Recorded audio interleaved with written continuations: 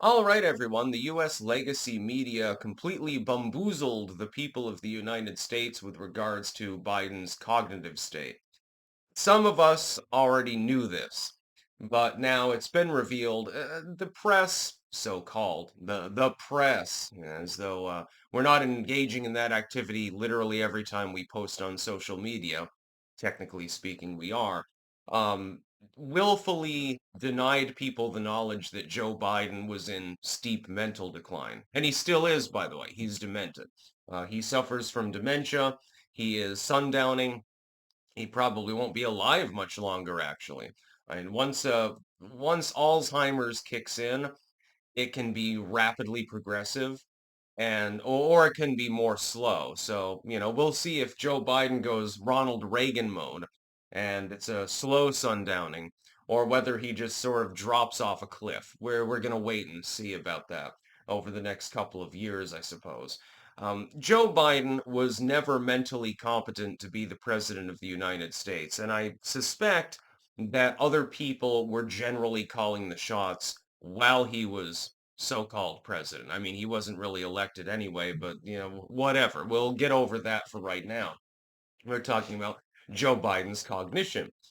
The press claimed, well, we didn't know. We had no clue that he was so cognitively gone until that debate moment there, of course, and in which case they were no longer capable of shielding him because it's like, okay, shit, this is not going to work. But that's a lie.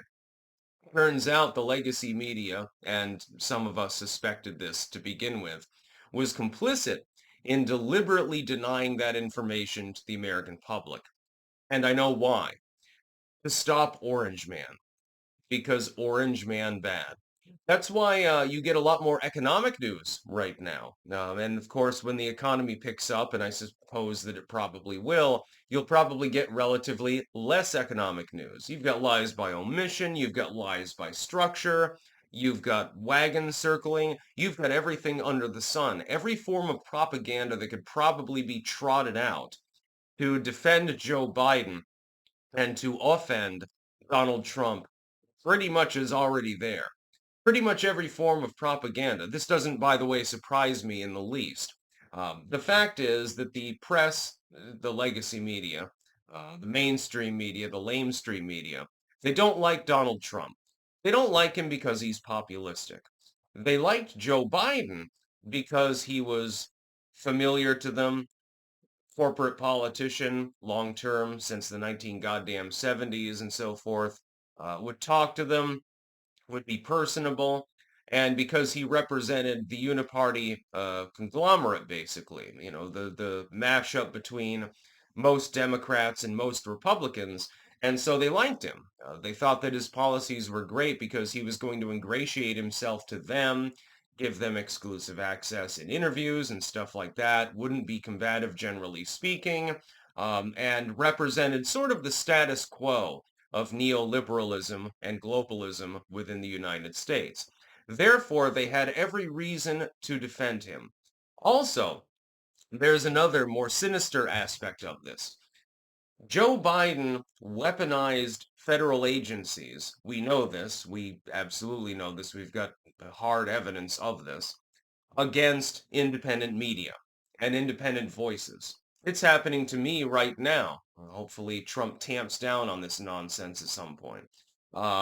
He tamped down on people that were actually independent in favor of the legacy media and certain missing link media groups, as well as the paid shills like Sisson, Dabrowski, Brooklyn Dad, and so forth on various platforms, various Instagram influencers. This was an open story, by the way. It wasn't even contested as far as the factuality of it.